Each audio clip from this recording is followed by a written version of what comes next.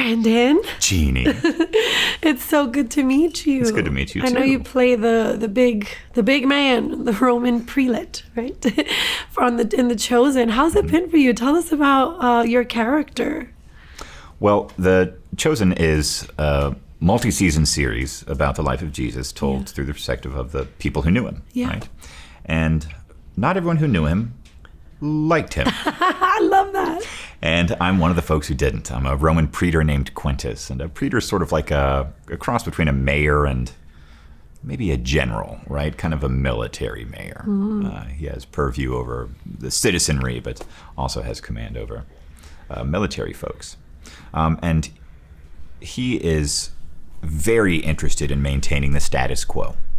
He's a bureaucrat. And I don't know if you know this, maybe this is a spoiler, but Jesus is not so much interested in the status quo. So there's a little bit of friction between us. Yes. Yeah. That's awesome. I love that The Chosen gives us this perspective as well. Yeah. Because obviously, I mean, it's hard not to love Jesus, but not everybody does. Right. And, there is that perspective. And I just love that we're able to kind of explore that through your character. Yeah. Talk about just being on the show and seeing the impact that the show is actually having globally.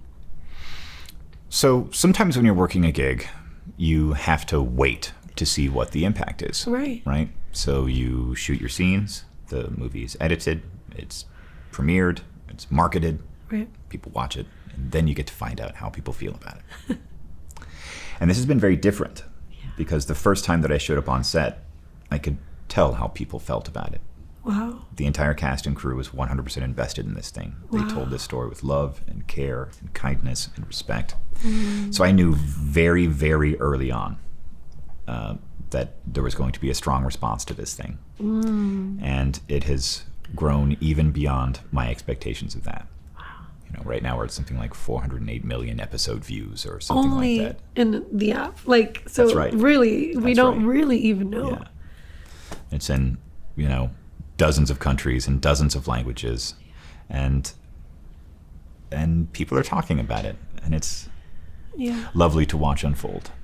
Yeah, and I know you're used to being a big star in Hollywood and all that. Yeah. But you're used to being, in the entertainment scene.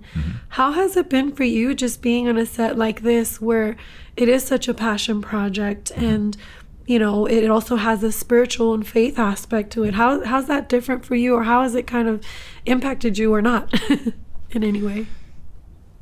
That is a very big question, and I'll talk about one or two things. Okay, sure. The most striking thing about this is that there's a lot of moving parts, right? It's a big production. Yeah. Like you said, and in some gigs, that can turn things impersonal, right? Because there are hundreds of people on set every day, and they're trying to do their job, right? Yeah. And this was never that way. Since people do care about this project, it's more about a common goal and shared humanity. And that does lots of interesting things. First of all, it just makes for a really excellent workplace because people respect one another and are kind. Yeah, it's just a good vibe. Yeah. The other thing is I think Dallas is largely responsible for is that because he knows that people love this project and buy into it, he's awfully open to other people's ideas, which is nice. So that means it's a giant set. Sometimes those sets can say, you stand here and deliver the line like this. This is what we're after. Yeah. And with Dallas, it isn't that way. He says, here we play instead of action. And you get a chance to throw out your perspective on things. I love that. And if it's good, we keep it. If not, then we play with something else, So it's a really, really open and playful work environment, which isn't always the case in a production of this size.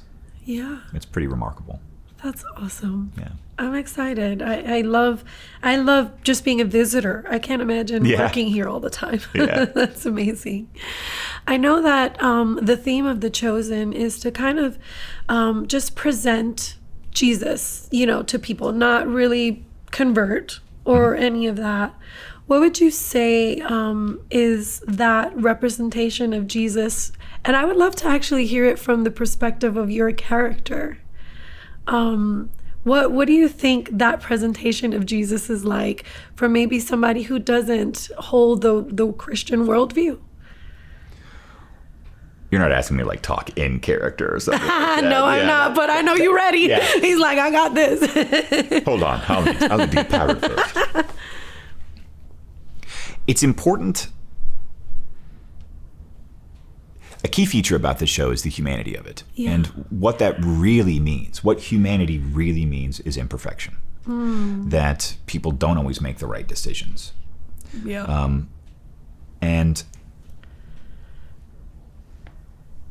And that leads to complicated journeys. Yes. And Jesus is a part of that in these people's lives. So I think that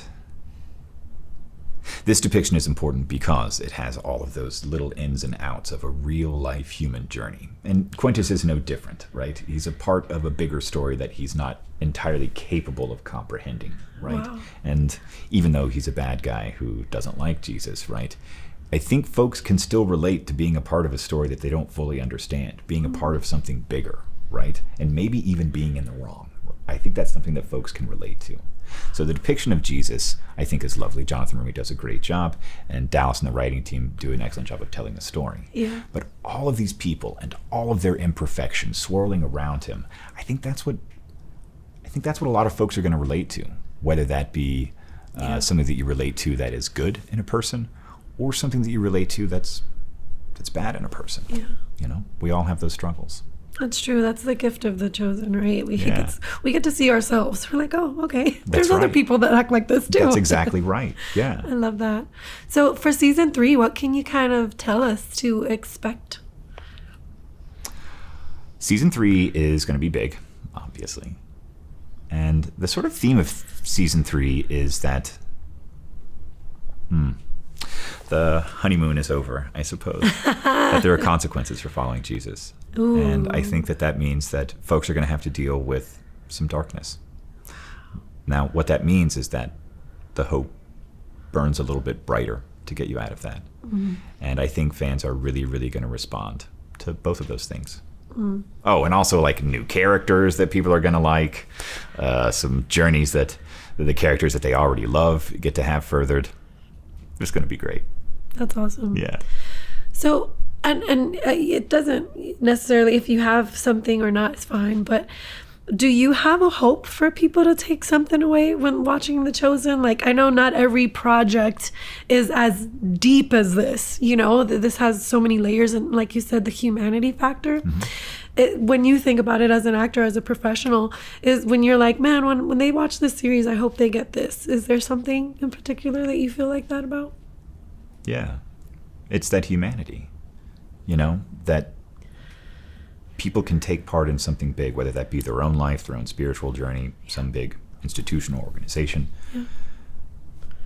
But that those things are comprised of humans that are imperfect, and that's okay. Yeah. You need to work to be better, Yeah. but it's okay to be imperfect. Yeah, and talk about the importance of that message in this day and age, you know, where everyone is just so heavy, you know, such a Yeah. heavy season. It is a heavy season, you know, for the world. Yeah. And that little daily mission to do a little bit better and accept your imperfections, I think is critical for all of us right now. And it's liberating. It is right? liberating. Yeah. Awesome. Thank you so much. I appreciate your time. Thank you too, Jeannie. It's great meeting you. Nice to meet you. All right.